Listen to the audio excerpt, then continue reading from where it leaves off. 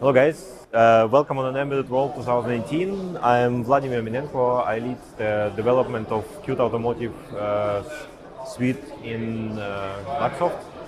We are actually here at the Qt company booth, so we exhibit here as a partner. And today we show our recent builds, our recent development, what we have done in the last months. We recently announced the release of Qt Auto 2.0. And now we show here in the next UI, which we'll be releasing in the next months. Okay, let's take a look in details what we show here in our setup. So basically we try to reassemble development seat somewhere in our offices or maybe in the premises of the customer. We got a development PC here. We got a setup with two displays where we show the central IVI screen, there is a cluster screen, there is a small embedded target here based on Intel hardware, and we also have this tablet which runs settings application which I can explain later. On the central stack you have your home screen showing different widgets from different apps. So the specifics of this solution is actually we promote using modular setup based and powered by multiprocessing.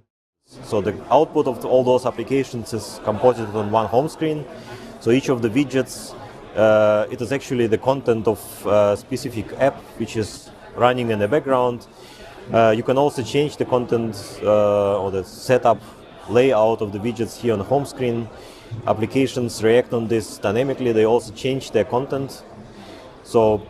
And this is also the special point about it, because then in any time you can also, for example, go and even stop application in a development process. So this will disappear. This will then be restarted because it's integrated here on the home screen.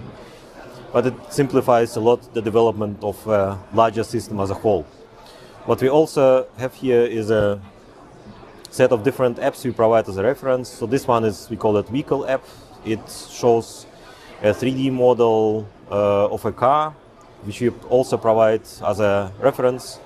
You can remotely control the model and do some actions. So basically there's also definition of the objects behind it. So they can say you can define some set of objects and do some actions with them. You can also change the language, for example, of the UI on the fly. And you also have a reference implementation of the mapping app, which we can also see this on the widget. So this app shows a part of the window what you can see. You can also switch to the full screen mode, and also on the cluster you can also see the view on the map. And this is where I can maybe explain the this remote app. So now I can switch from here the view on the cluster, what you can see on the cluster remotely. What we do here is special setting app which we made. This also based on auto-generation of the APIs. Most of the UI is also auto-generated. It's a classical example where you have a lot of settings and like to change them either from the different process or from a different device. So you can you can switch the themes, but you can also control the indicators on the cluster, so-called telltales. You can see them here changing. And special point about this is also that those telltales can be implemented in a real safe way. This is what Qt company is showing on another demonstrator there with Integrity, with the same solution where telltales run in a safe system implemented in Integrity in different domain. So the whole UI can be, for example, restarted, or if it had some problems, the application can be stopped, but still telltales will be shown. You can also, as I mentioned before, install the apps. So for this, we got this PC. So it runs a standard Qt curator with a plugin. You can just by clicking an app, you can start a map which is, an application which is here. It's basically a very simple coffee app. You can also stop it remotely. It's a normal development cycle, how you know it from the desktop development.